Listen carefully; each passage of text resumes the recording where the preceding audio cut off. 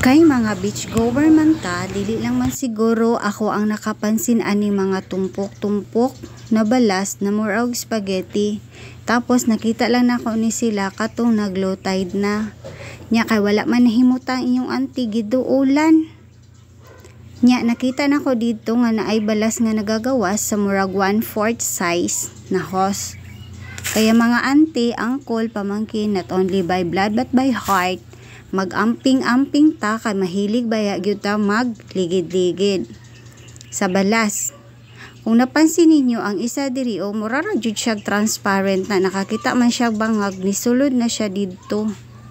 Kaya pag uli na ako sa balay na google ko o nabalaan nako nga tawag daan na is lagworm or Arenicola marina. Kaya sa tanan ng mga beach lover na mahilig magligid-ligid o maglubong-lubong sa balas, mag-amping gyud ta permanente. Nya unsa pa may ginahulat nato, magtampisaw na ta sa dagat. Tara, ligo na ta.